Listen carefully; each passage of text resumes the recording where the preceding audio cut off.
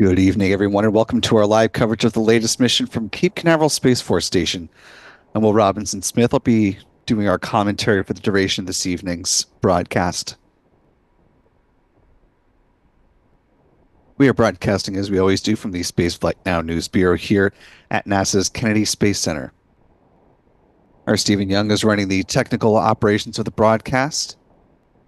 Our Adam Bernstein is out preparing to track the rocket and do some still photography as well. Michael Kane also out and about looking to do some still photography for us this evening. And we'll be joined by our friends Pete Carstens with Max Q Productions and Chuck and Jen Briggs with C&J Images.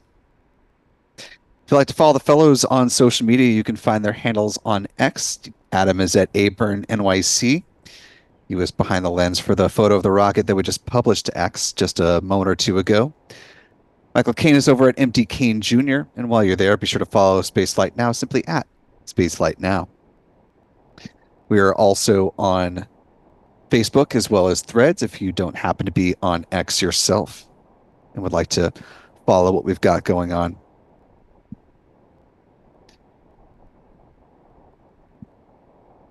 As we're kicking things off, I want to thank the more than 1,000 of you who are joining with us live. If you haven't already, as you're getting cozied up to your computer or phone or wherever you're watching from, perhaps in person outside, be sure to hit that like button, if you would please. That'll help the YouTube algorithm recognize the folks who are here and bringing on a few more friends to join us for our live launch coverage, and we'd certainly be appreciative of that. I also want to thank our wonderful moderators in the live chat. Our thanks to Callistia Lee, excuse me. See, Astro Joe is joining us this evening. Keep our eyes peeled for Astro Jen. I do see Aussie Space Girl also joining with us this evening. Hello to you all. And we'll keep our eyes peeled for Rusty Shackelford as well if he's popping over on this stream. Maybe over on Launchpad Live. Could say hello to him there as well. Currently T-minus 56 minutes, 43 seconds and counting to the liftoff of this Falcon 9 rocket. There you are, Astro Jen. Hope you're doing well. Good to see you. We're powered by a wonderful channel member community here on YouTube. I want to thank folks like Patty Chichil, Grandpa Jim Pondu, Daniel W. Of course, all of our wonderful moderators. Bubba Ray, Time for Tea, great handle. Meg McElroy, Leslie Daniel, James 1923, and many others. Sulfur for lunch, excuse me. Good to have you all here with us this late afternoon or early evening here on the East Coast. Channel membership comes with a number of perks, including discounts at our online shop, that is shop.spaceflightnow.com. Access to member-only videos here on YouTube, and of course, the ability to watch all of our live launch liftoff moments here in 4K. I want to thank Callistia Lee for gifting 5 Spaceflight Now memberships. Getting us off on a little bit of generosity. Very much appreciated, Callistia. And a welcome aboard as well to Lanzamientos Especiales joining us at the pad leader level. Welcome aboard to the 6 of you. And to the 5 who are gifted membership, be sure to thank Callistia in the live chat if you haven't already. Last but not least, if you have a comment or question about this mission or other happenings going on in the realm of space, your comment or question is appropriate to be read on our broadcast, you could use the YouTube Super Chat feature. Not only will you be supporting what we do here at Spaceflight Now, which is very much appreciated, but you'll be giving us some interesting things to talk about as we continue on through the count. So right off the bat, I want to thank Stephen Olive for a $5 super chat. Thank you, Stephen. Just saying, love what you guys do. I appreciate your support of that. And thanks to Mel Roberts Harrell for a $5 super chat as well, reminding folks to take a step outside if it's not too cloudy where you are and admire, as she calls it, a fabulous full moon tonight. It's partially cloudy here in Brevard County, so we'll see what our moon gazing opportunities are looking like later on this evening when the moon starts to climb up over the horizon. You can see in this wide shot here, clouds hanging around the pad at Space Launch Complex 40 this afternoon. Talking a little bit on the weather front, the 45th Weather Squadron not giving this one a terribly favorable outlook heading into this launch opportunity. They forecast just a 40% chance of favorable weather conditions at liftoff, or put another way, a 60% chance of a probability of violating weather constraints, which they describe as the surface electric fields rule, the cumulus cloud rule, and the anvil cloud rules. So things to watch here in Florida, but also downrange in the booster recovery zone, whether they're looking slightly less than optimal here. SpaceX going to be doing its level best to make sure that the booster you see here on your screen makes it down to the drone ship. Just read the instructions, which is waiting for it out in the Atlantic Ocean. Currently, it's positioned about 165 miles away from Myrtle Beach in South Carolina. So for folks up in that neck of the woods, if you have some friends or family that are in South Carolina, especially in Myrtle Beach, you might want to tell them to keep an eye on the horizon. Maybe they'll see a booster coming in for a landing, or at least a landing attempt. I couched it in a little bit of potential pessimism as far as the landing, just because of the way that SpaceX described their chances when talking about this mission. If you'll recall, this is the second time that SpaceX is launching a pair of these Galileo navigation satellites. Essentially, they are a European version of what we here in the United States refer to as our GPS satellites. Very similar functionality, but designed for maximum effect over in Europe. Last time those launched back in late April, SpaceX used a version of the Falcon 9 not often used, a fully expendable Falcon 9, where they did not make an attempt to recover the first stage booster. This time around, they are going to give that the old college try.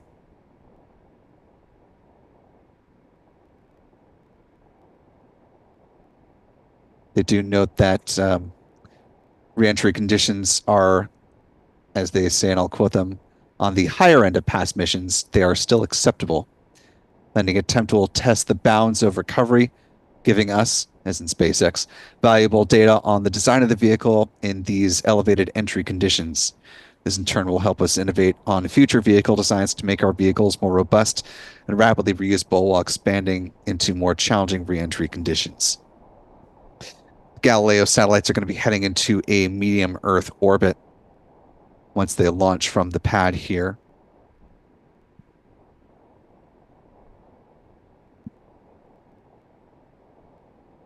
Before we go too far down the rabbit hole of where the rocket's going, let's talk about where we're going as far as this launch countdown timeline. Just to give folks an overview, if this happens to be your first Falcon flight or you're just coming back and want a bit of a refresher, let's talk a little bit about what we are anticipating over the course of the next hour or so.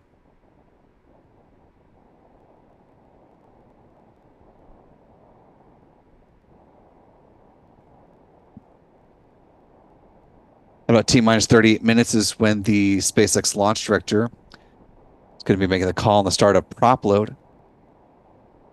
If that go ahead is given, then fueling begins, as you see at the T minus 35 minute mark, with a couple of events happening simultaneously. You have loading of RP1 or rocket grade kerosene on board the Falcon 9's first and second stages. At the same time, liquid oxygen begins flowing on board the Falcon 9's first stage. T minus 30 minutes, they start loading cryogenic helium onto the pressure vessels onto the first stage. Helium is important because it's used to pressurize the main propellant tanks during flight. Same happens on the second stage about 4 minutes or so after that. T minus 23 minutes, RP1 loading on the Falcon 9's second stage wraps up. few minutes thereafter, about T minus 20 minutes and 50 seconds, the strong back chill down process begins. That's where SpaceX will begin to thermally condition those feed lines ahead of second stage liquid oxygen load. We'll see that manifest itself in the so-called big vent coming up at about T minus 20 minutes and 20 seconds. Second stage LOX load then will begin at T minus 16 minutes. T minus 7 minutes, the engine chill down sequence begins. It involves flowing a small amount of liquid oxygen through the plumbing and turbo pumps, helping to protect the engines from the risk of thermal shock and damage during the startup sequence. A minute after that, the first stage kerosene tank should be full. Then T minus 4.5 minutes, the strong back retract sequence begins. That process starts visually at about T minus 3 minutes and 50 seconds when the clamp arms underneath the payload fairings opening up. And then the strong back, or the transporter erector, however you want to term it, that reclines back about 1.5 degrees away from the Falcon 9 here in Florida. It stays in that position until liftoff, at which point there's pull back in a much more rapid fashion for the vertical climb of the Falcon 9. T minus 3 minutes out, the first stage LOX tank is full. Same is true on the second stage, about a minute after that, at which point the Falcon 9 is fully loaded with 1 million pounds of propellant. In the final 60 seconds, when we hear the call out for Falcon 9 being in startup, control of the countdown is handed over from the ground sequencer to the Falcon 9's onboard flight computers. The propellant tanks are brought up to flight pressure, and then at the 45-second mark, the SpaceX launch director, if all is proceeding well, will give their go for launch. The engine ignition command is issued at T minus 3 seconds, and if all 9 Merlin 1D engines are healthy at ignite, the command will be given for the hold down clamps to release the Falcon 9 for a T0 liftoff. Coming up in just a hair under 47 minutes.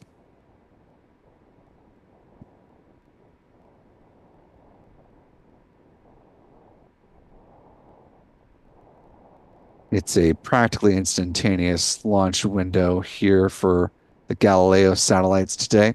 If for whatever reason SpaceX is not able to launch, either because of weather at the pad, weather in the recovery zone, or some other technical issue, they do have a backup opportunity on Wednesday, September 18th, and that is just a few minutes ahead of the window today at 6:46 p.m. Eastern, 22:46 UTC.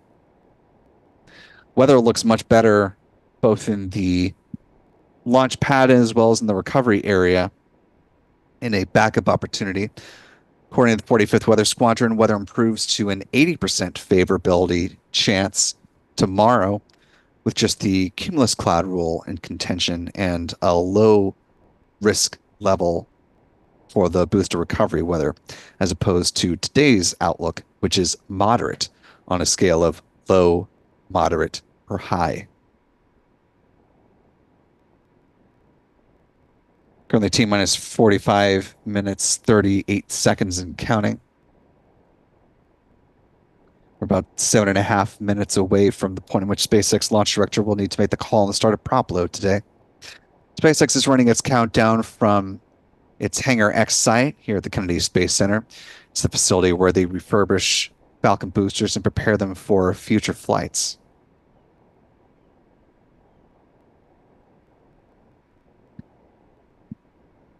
Certainly this booster has gone through that building quite a number of times. In fact, this particular booster getting ready to fly today, tail number B1067 in the SpaceX fleet, is going for its 22nd flight so far. Its last launch was just 39 days ago when it sent up the Starlink 8-3 mission on August 10th. Not the shortest turnaround for this booster, but pretty darn close.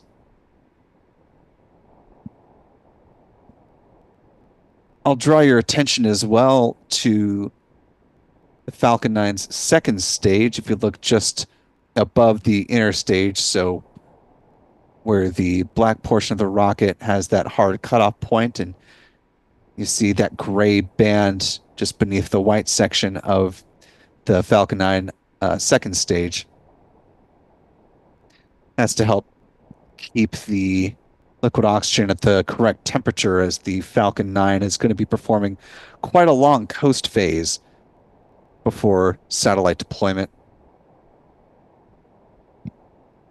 After the first stage booster has its planned landing on the drone ship, just read the instructions.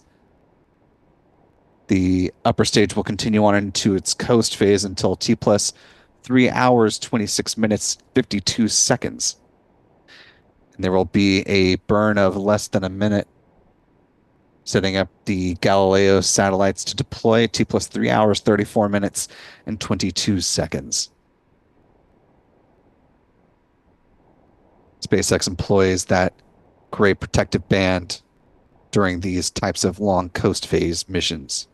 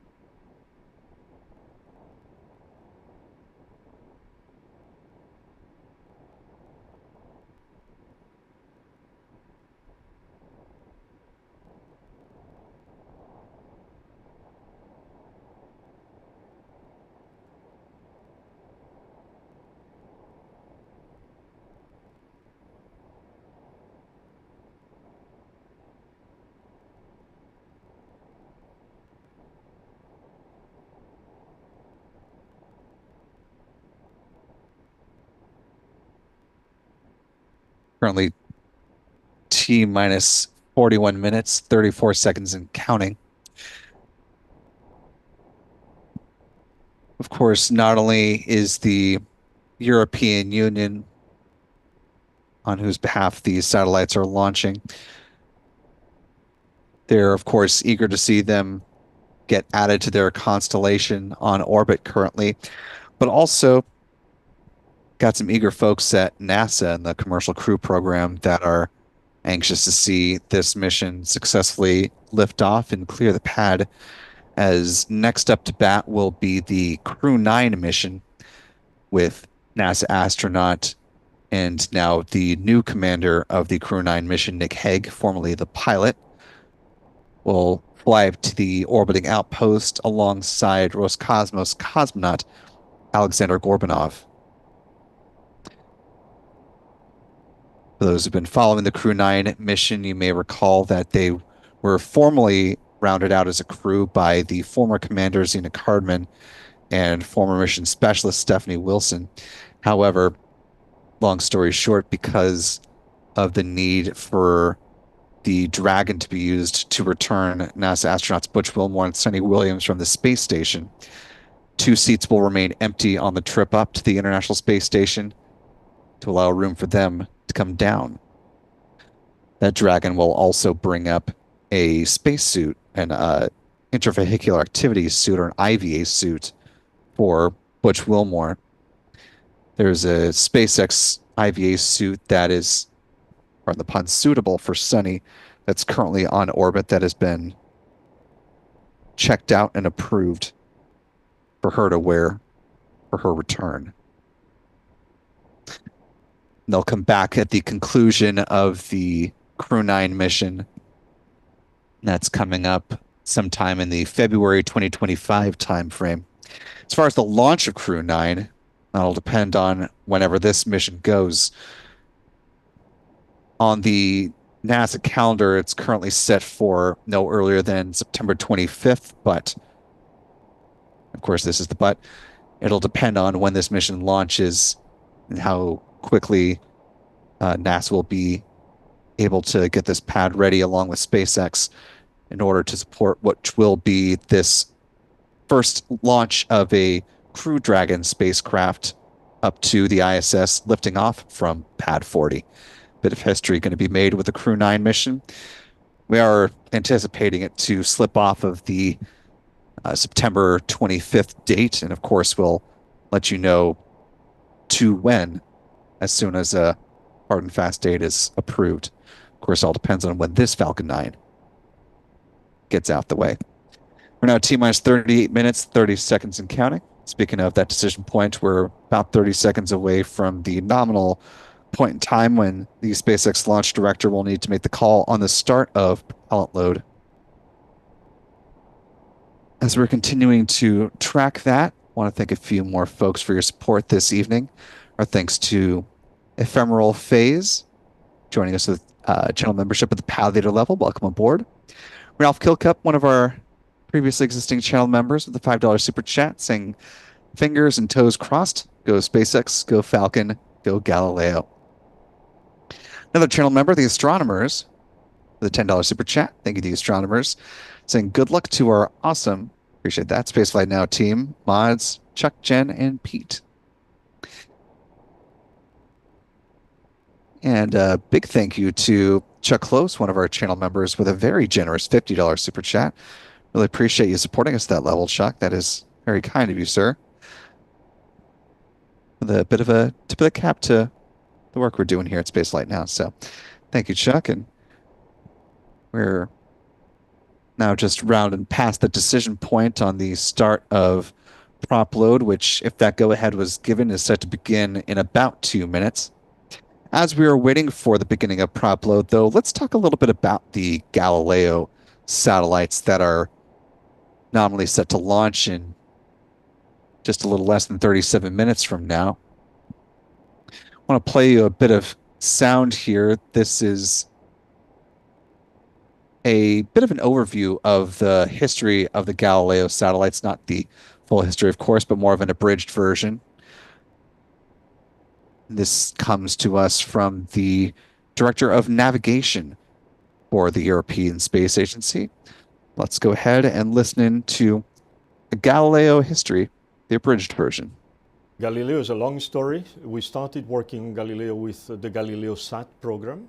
This program was created in the early 2000s, and it was an instrumental program in order to develop the first elements of the system. We deployed the first 2 experimental satellites, Jove A and Jove B, and we executed what we call the in-orbit validation phase, launching the first 4 satellites and the first elements of the ground segment. And this was really necessary in order to master the technology and to design the whole system.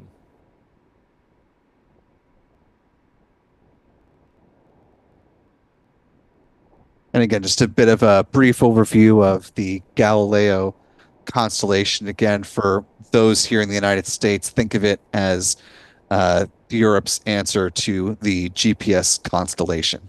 Serves a very similar function. Each of these satellites clocks in at about 3.2 tons. Excuse me, 2.3 tons. I inverted that, which is about 4,600 pounds. They have an expected lifespan of about 15 or so years, according to their manufacturer, which is Airbus. The 2 satellites on board the mission set to launch here today will be satellites number 31 and 32, designated FM 26 and 32.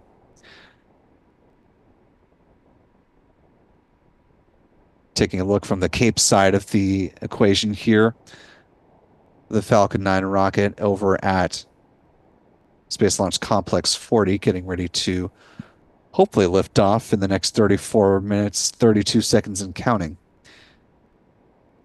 Waiting for word or confirmation from SpaceX that fueling has in fact begun.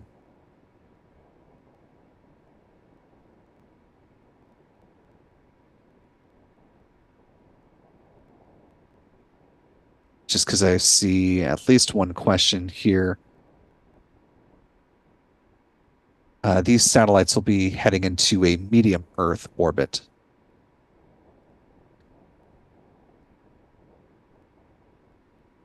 So heading up to about 23,200 kilometers or about 14,416 miles above the Earth's surface.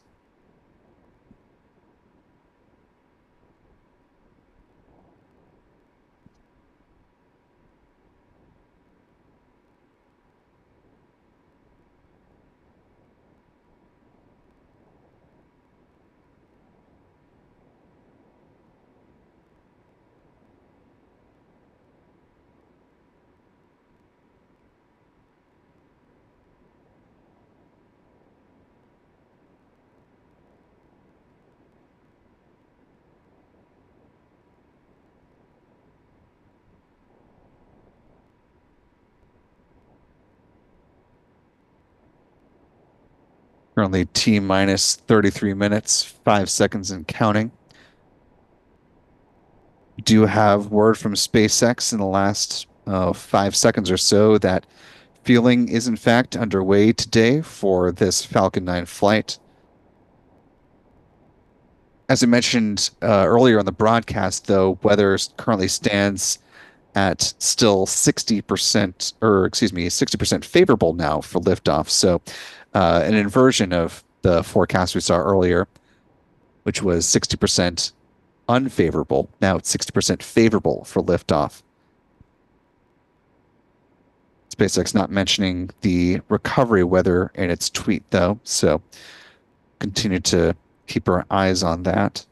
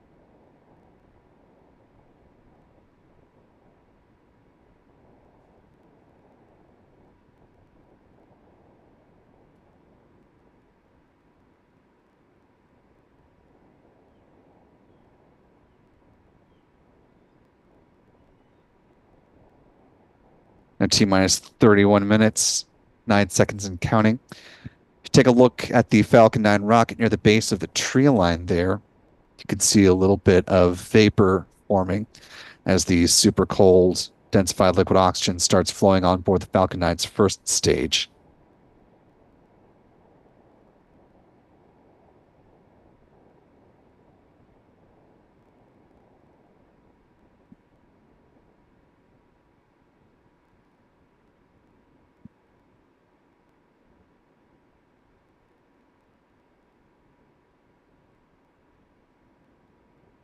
In about 30 or so seconds, that helium will be loaded on board the Falcon 9's first stage as well to help pressurize the main propellant tanks during flight.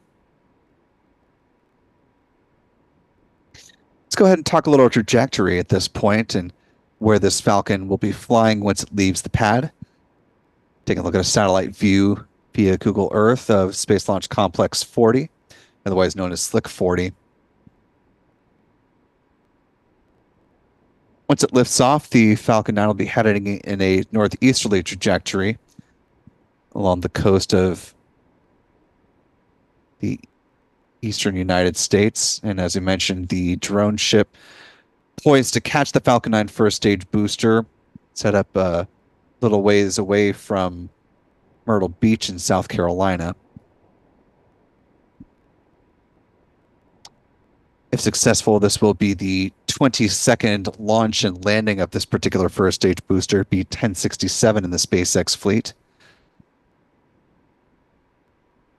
It can previously claim supporting the launches of 2 astronaut missions, Crew 3 and Crew 4, as well as 2 cargo flights to the International Space Station as well. Those were Commercial Resupply Services, or CRS-22, and CRS-25.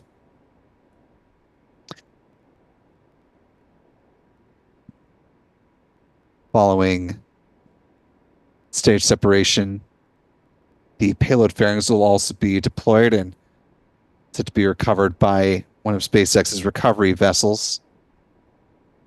They splash down in the waters of the Atlantic Ocean under the support of parachutes, as you see in this image here from a SpaceX presentation.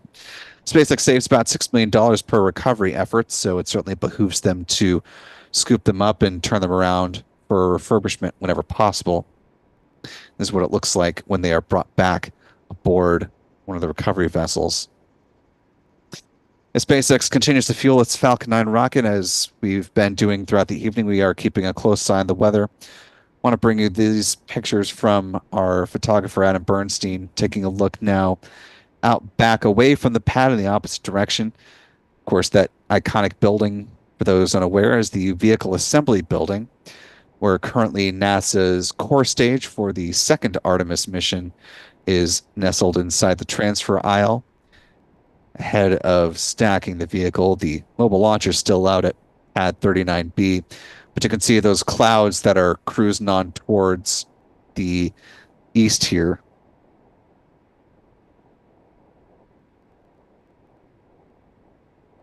Of course, one of the watch items for the 45th Weather Squadron was for anvil clouds, and certainly we're keeping our eyes out for potential for a detached anvil, which, given poor timing, could be within range to scuttle this mission from a weather standpoint. So we're going to keep a very close eye on the path of this weather and the timing of it all, and we'll let you know how it materializes over the course of the next 27 minutes.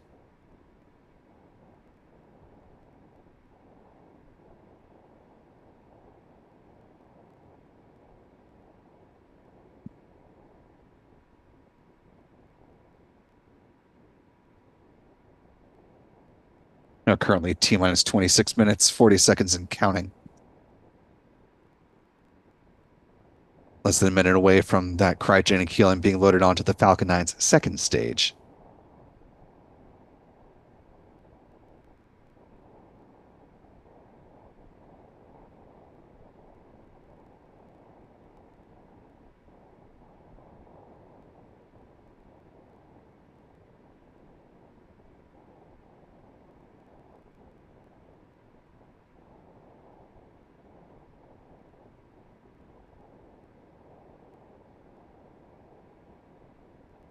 As we continue on through the count, I want to thank a couple more folks for their support this evening. Our thanks to John Muin for a $10 super chat. Appreciate that support, John. And to Lisa, the $5 super chat, one of our wonderful channel members, saying the super chat is dedicated to my friend Bob, who says hello from Florida. Hello, Bob. You'll have to let us know from where in Florida you're watching. If you're to the south, to the west, or to the north of us here on the Space Coast.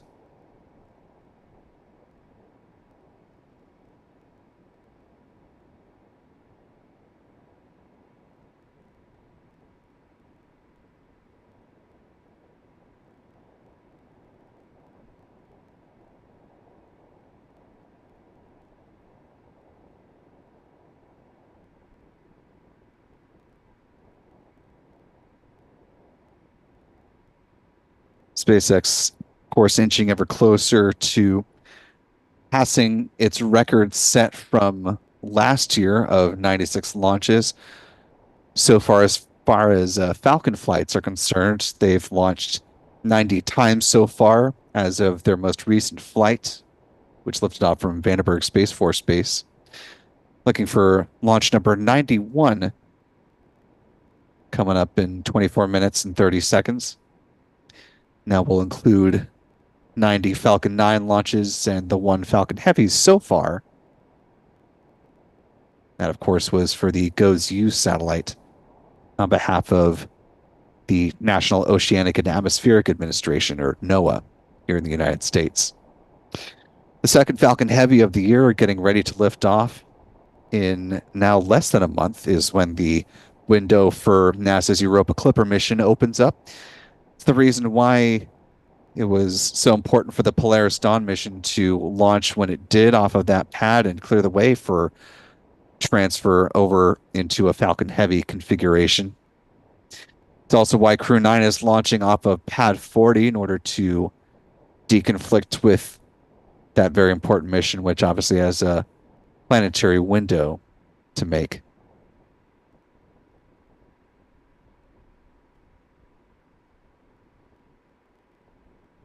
Now T-minus 23 minutes, 26 seconds and counting. Coming up on the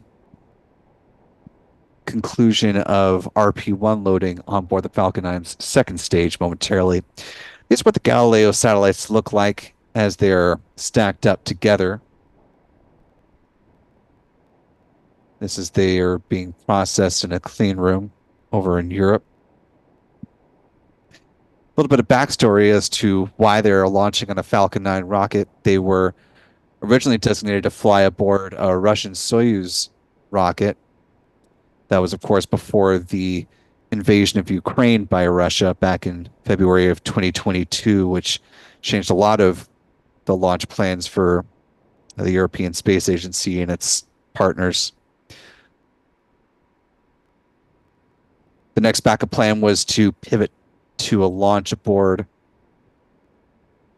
an Ariane 6 rocket. However, that vehicle was not ready in time for these two launches of Galileo satellites. And so SpaceX was called up to bat to launch them. And of course, we had the first pair of satellites launch back in late April on the 27th. And we're getting ready, hopefully in 22 minutes, to see the next two go up. But again, we are keeping our eyes very closely on the weather outlook and the impacts of some of those clouds that are cruising on toward the pad here.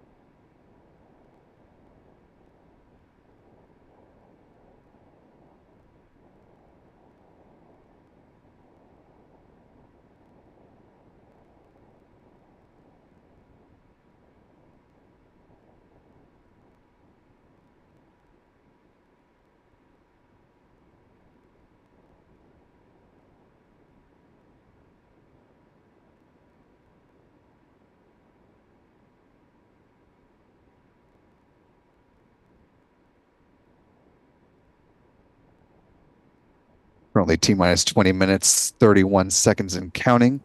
Just about 10 seconds or so away from the start of the big vent here at the pad. It's a process of them thermally conditioning the feed lines, and there we go. This will prepare them to start second stage liquid oxygen load, coming up at T-minus 16 minutes.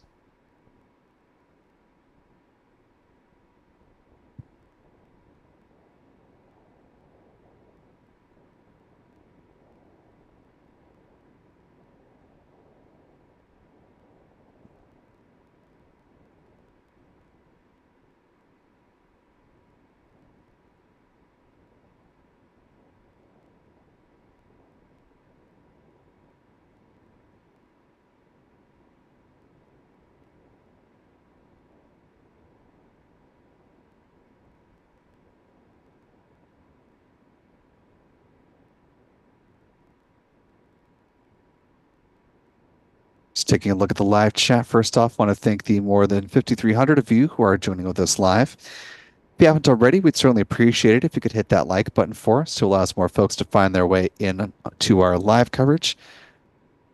And just looking at what some of y'all are talking about. Want to wish a very happy birthday to Bonnie Long, one of our wonderful channel members. Hopefully, there is a SpaceX Falcon 9 ship candle in your future in 19 minutes.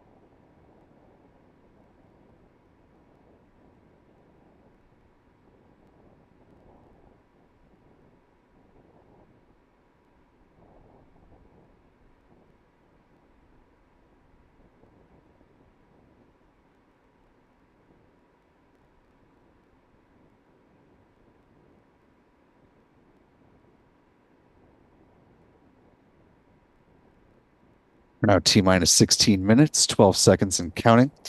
As you can see, the big vent has now tapered off, and loading of liquid oxygen on board the Falcon 9's second stage is now proceeding.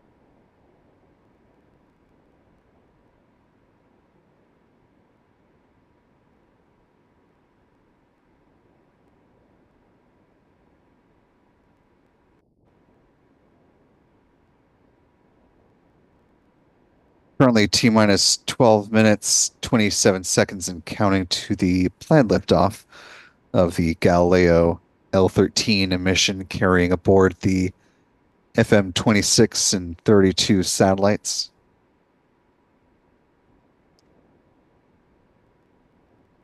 You'd see the progression of that line of clouds that we showed you a little bit earlier before the big vent. So it's been about 8 or so minutes, give or take, maybe about 10 at this point. Still marching from west to east out towards the pad, and conditions still remain cloudy. SpaceX said that weather conditions improved to a 60% chance of favorable weather for a liftoff. However, at this point, while they had previously suggested that their launch broadcast was set to start 15 minutes ahead of Plan T0. Of course, we're well within that bubble now, and so far they have not begun their commentary.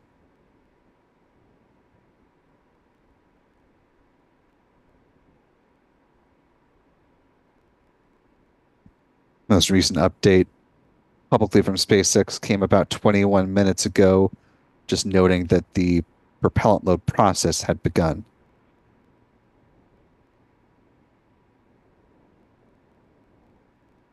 Standing by for any further developments from SpaceX.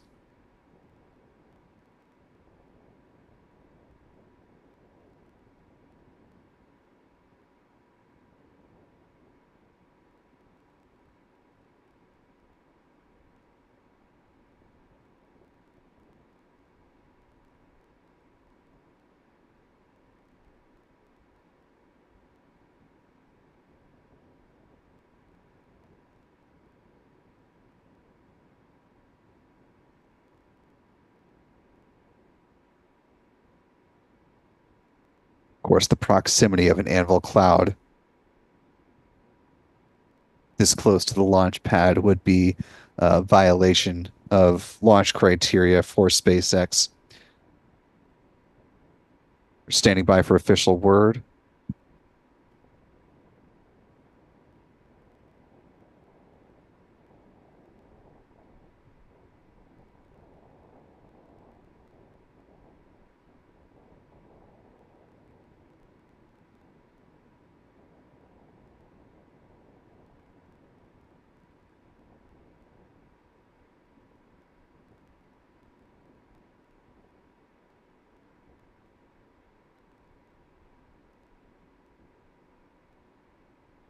As we're watching the views from SpaceX, let's go ahead and listen in for just a minute to see if there are any updates on progress. Foreman, and I'm a senior sales manager here at SpaceX.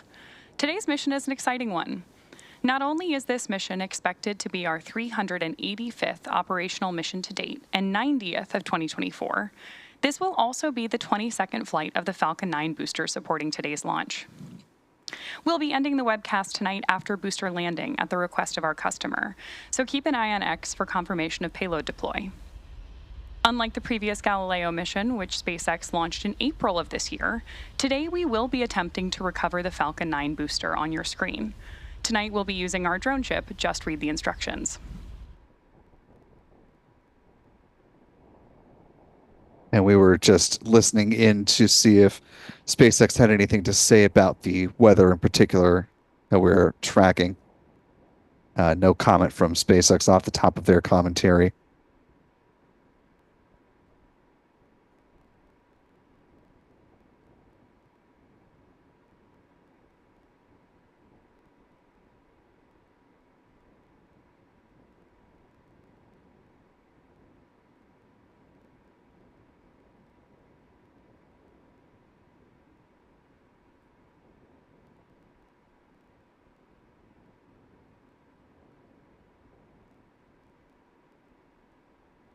Currently T minus 7 minutes, 57 seconds and counting.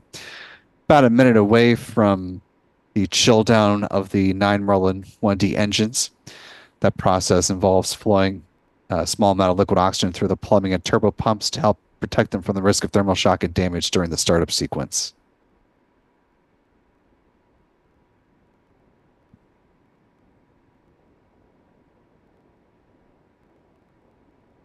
taking a look at our live chat here. I want to thank the about 10,500 of you who are watching with us live. Hope you're all having a good start to the work week. If you haven't already, we'd certainly appreciate it if you could hit that like button for us. Allow some more folks to find their way into this live coverage as we continue on through the count. I want to thank SG for a $5 super chat. Good to see you again this evening. And for those who would like a bit of a refresh on the rocket that's preparing to launch in the next 7 minutes, let's go ahead and talk about the Falcon 9 in a little more detail.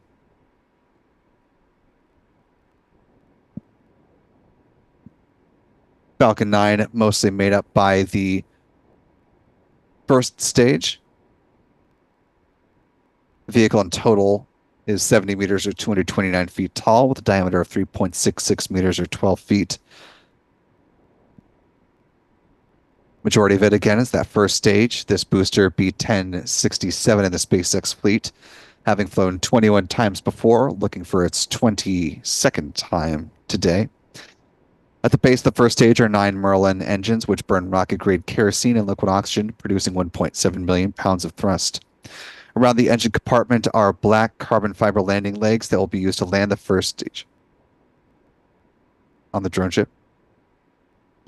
Speaking of the first stage, just heard the call for RP-1 loading, wrapping up on the first stage just now. Above the first stage is the inner stage. This is a composite structure which consists of an aluminum honeycomb core surrounded by carbon fiber. The image on the right-hand side of your screen, you can see those deployable hypersonic grid fins. These are titanium winglets that provide stability and steering for the Falcon 9 as it comes back through the atmosphere, tail first, like a big old dart heading towards the drone ship. At the top of the inner stage are 3 mechanical latches that attach to the second stage. In a first stage main engine cutoff, high-pressure helium is used to release those latches, and 4 pneumatic pushers ensure a clean separation. Second stage engine nozzle is also housed safely inside the inner stage adapter until stage separation. Speaking of that second stage, the upper stage of the Falcon 9 powered by a single modified Merlin engine called a Merlin vacuum engine, or an MVAC engine.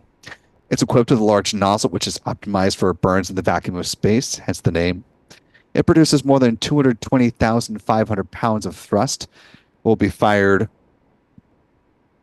twice, placing the 2 Galileo satellites into medium Earth orbit. Falcon 9's second stage burns the same propellant mix, that being RP-1 and rocket-grade kerosene, same as the first stage. Following deployment, there will likely be a deorbit burn to help drive the upper stage back into the atmosphere to help it burn up and decrease the risk of space debris on this mission. Finally, as we're getting ready to see the strong back retract, at the top of the Falcon 9 are the payload fairings. These are carbon composite material, and they stand 13.1 meters or 43 feet tall, and they're 5.2 meters or 17.1 feet in diameter. Taking a look at those payload fairings, you can see the clamp arms underneath them opening up. The transporter erector will soon be reclining back away about 1.5 degrees from the Falcon 9 upper stage. Beautiful view overlooking Florida Space Coast tonight, as we're hoping that the weather cooperates in order to see a mission in just about 3.5 minutes lift off from Space Launch Complex 40. You can actually see just to the right of the Falcon 9's payload fairings in this shot, that building with a little bit of scaffolding on top that unfortunately we just pulled away from. That will be the second vertical integration facility for United Launch Alliance in support of its Vulcan rockets. That will allow ULA to have 2 lanes of action in which it can be stacking a Vulcan rocket while another Vulcan is inside the original VIF or an Atlas V rocket, whatever the case may be. Now, less than 3 minutes until planned liftoff, should be hearing a call for Falcon 9 first stage LOX load complete. Calls coming momentarily.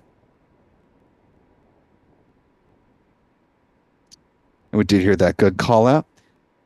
Next fueling milestone is coming up in about 30 or so seconds. when LOX load on the second stage should wrap up.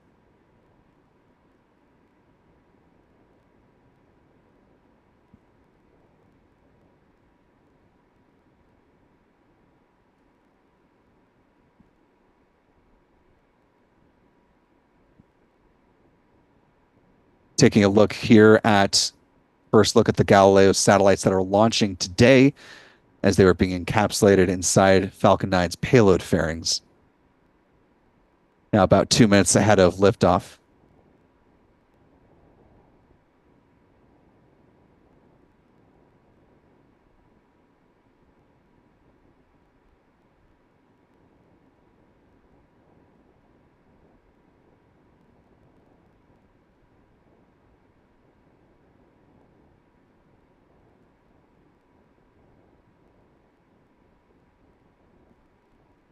Listening for that final call for a second stage LOX load, wrapping it. Did hear that call out.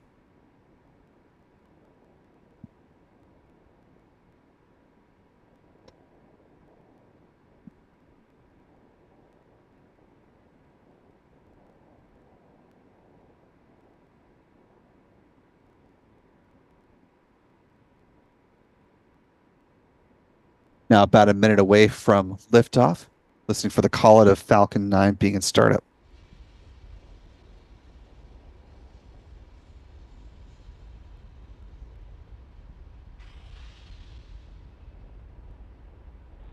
Falcon 9 is in startup.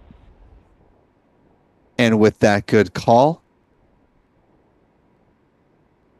we are moving along quite well. The control of the countdown is handed over from the ground sequencer to the Falcon 9's onboard flight computers.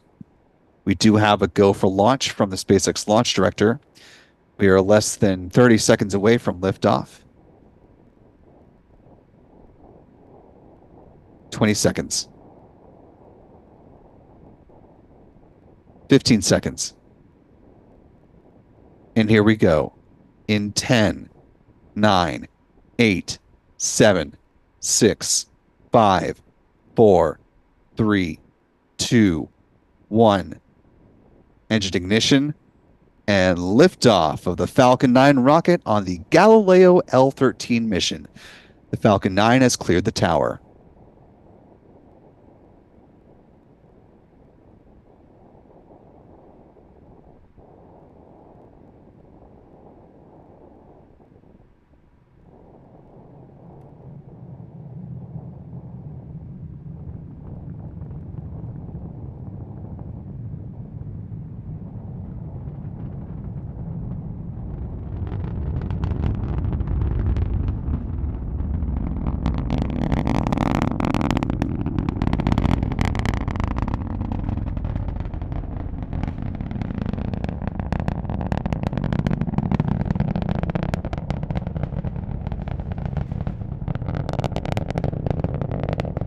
Great job by our tracking team so far. Falcon 9 now throttling down as it approaches max Q, the point of greatest aerodynamic pressure on the vehicle. Falcon 9 now traveling faster than the speed of sound. Once it passes through max Q, coming up in a couple of seconds, engines will throttle up again.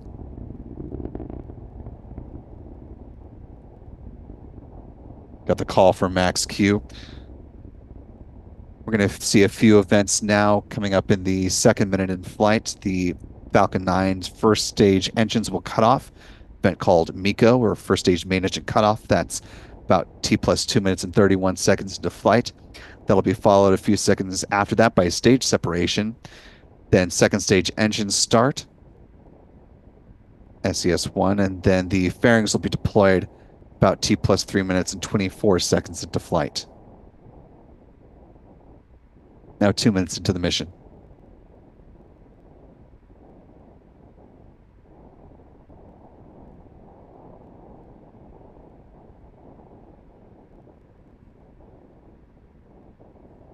Coming upon MECO in about 15 seconds.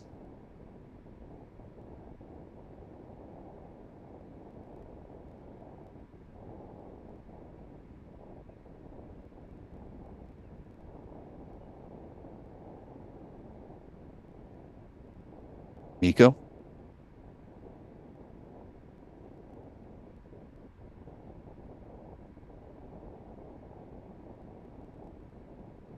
Stage separation, and looks like Merlin vacuum engine is ignited.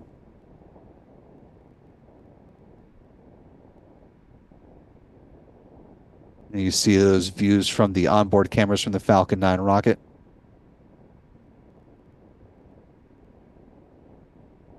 Still got some good ground views from our tracking cameras.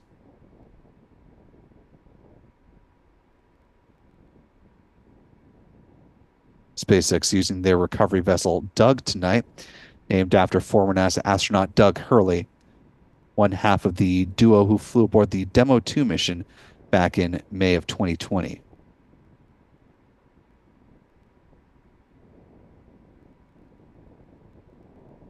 You see those payload fairings have been deployed. You should see onboard views momentarily.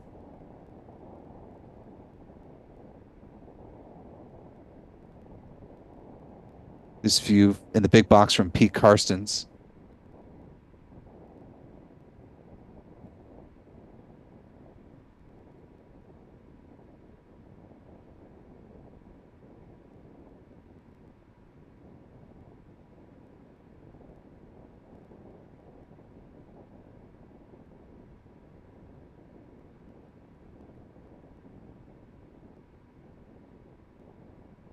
You can see the fairing half still glinting in the sunlight here as the second stage continues its flight.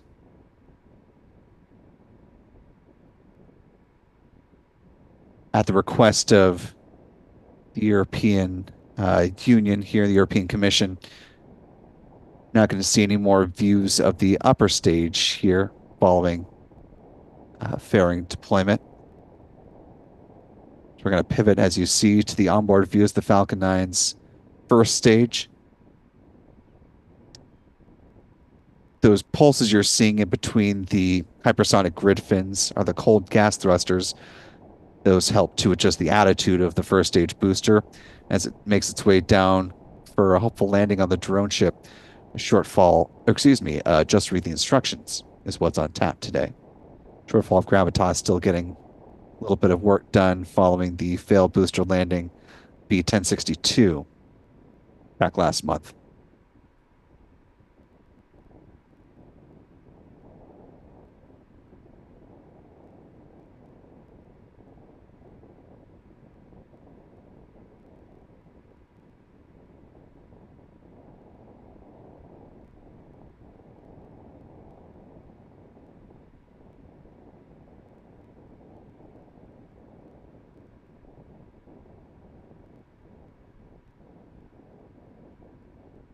Coming up, the next event we're looking for as we're approaching the 6th minute into flight will be the start of the first stage entry burn.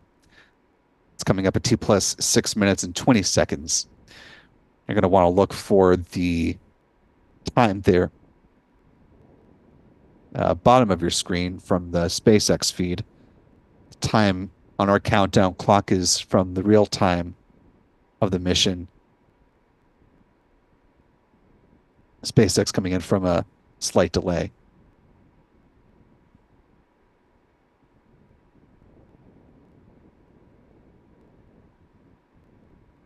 Do you hear a call out for entry burn startup? See the ignition of 3 Merlin 1D engines now slowing the vehicle down quite dramatically. Given the amount of cloud cover, we probably won't be able to see that from our ground-based cameras. So we'll continue to stay with these pictures from on board the Falcon 9's first stage. There's the conclusion of the entry burn. Coming up is the landing burn. It's coming up beginning at T plus 8 minutes and 13 seconds. Again, if successful, this will be this booster's 22nd landing.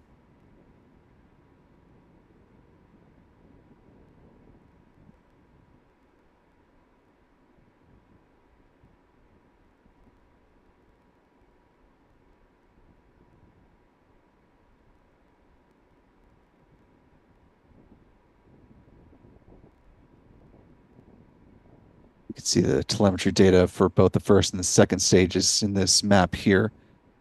Hoping to get some views back from the Falcon 9's first stage.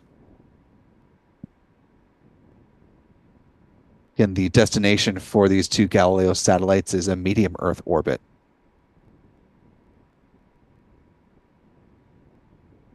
Stage 1 now slower than the speed of sound. Coming up on the start of landing burn. It's coming up in about a little more than 10 seconds in the SpaceX feed. Let's listen in. Stage 1 landing burn. Confirmation. And then we hear a call for the start of landing burn.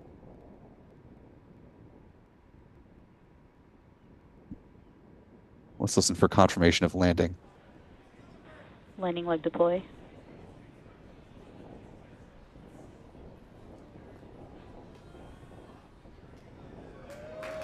Stage 1 landing confirmed. And confirmation.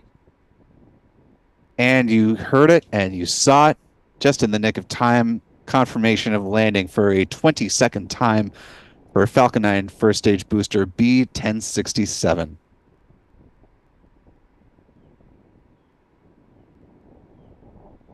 Good call of nominal orbital insertion from SpaceX. We're taking a look inside the control room at their headquarters in Hawthorne, California. Saw a lot of views inside here during the course of a couple of events from the Polaris Dawn mission over the last week or so. Again, this is going to be quite a long coast phase for this Falcon 9 second stage now. It'll coast until T plus 3 hours, 26 minutes, and 52 seconds. There will be a burn of less than a minute, helping to circularize the orbit. And then the Galileo L13 mission satellites will be deployed at T plus 3 hours, 34 minutes, 22 seconds.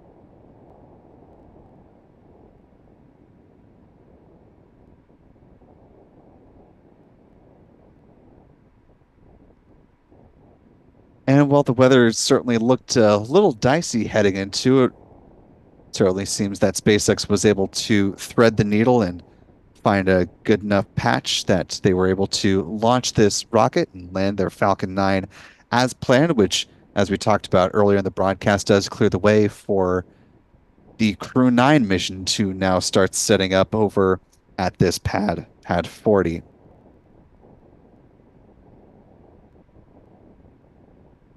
And so with a good liftoff and landing of this first stage booster, we're going to go ahead and check in on our mission stats as they currently stand.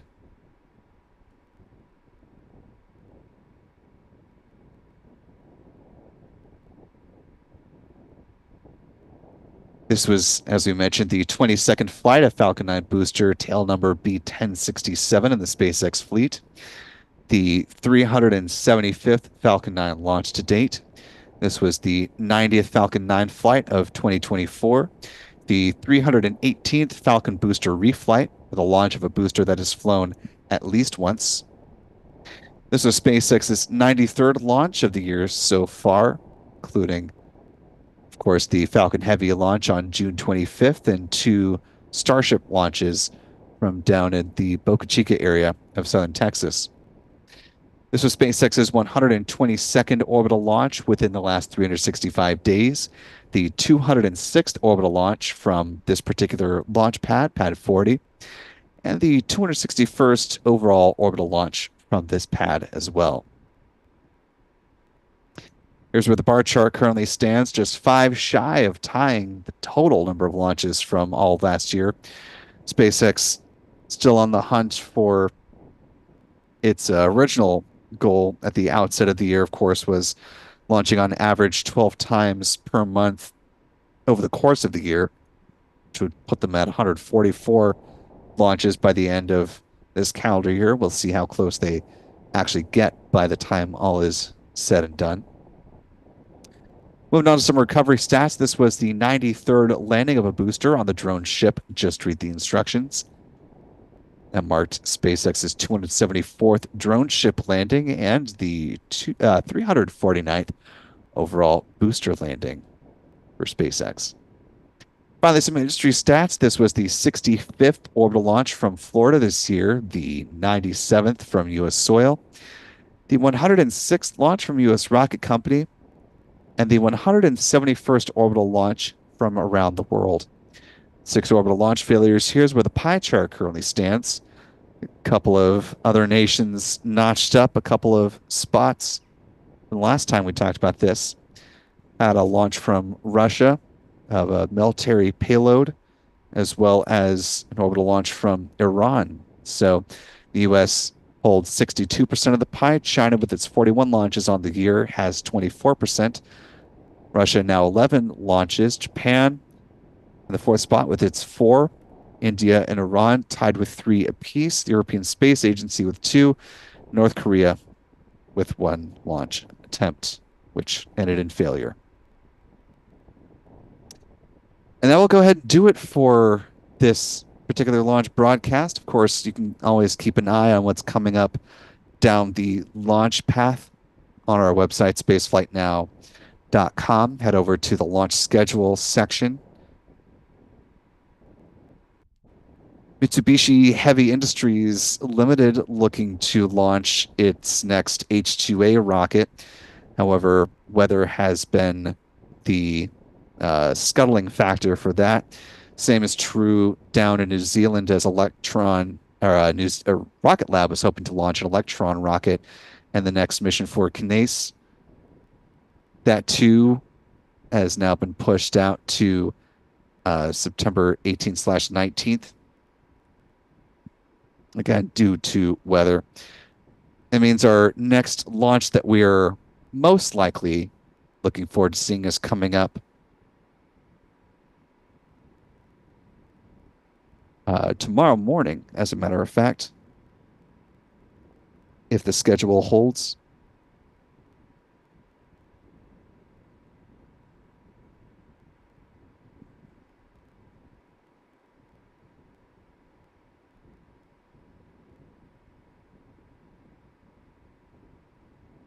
That is the Starlink 9-17 mission. Not a lot of details out from SpaceX yet on that, but given that it's launching to the 9th shell, this one will probably be a batch of 21 Starlink satellites with 13 direct-to-cell capable Starlinks on board.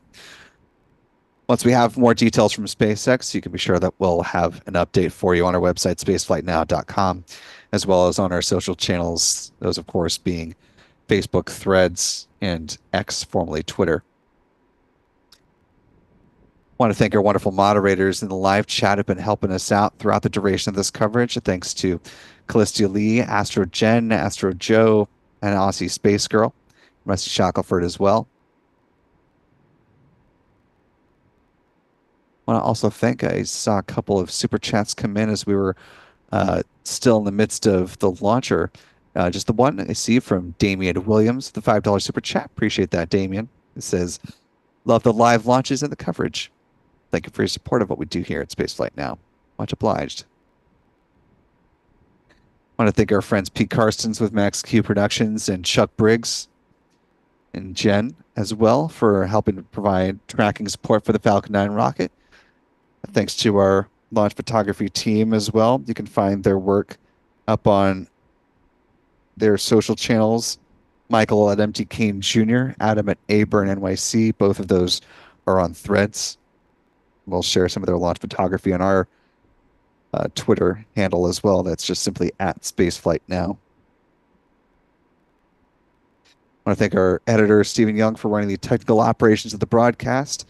A big thanks to our channel member community. And most of all, thanks to you for wherever you're watching from. If you made it all the way through this point in the live coverage, we'd certainly appreciate it. If you haven't already, be sure to subscribe to Spaceflight Now on your way out the digital door. And go ahead and give this video a like if you haven't already. That way, for folks that may have been busy during the live launch itself, they can come on back and find it on their own time. Or you can just watch it again by looking under your liked videos. For all of us here at Spaceflight Now, I'm Will Robinson Smith. Remember, be good to yourselves, be good to others, and we will see you next time, folks. And until then, bye-bye.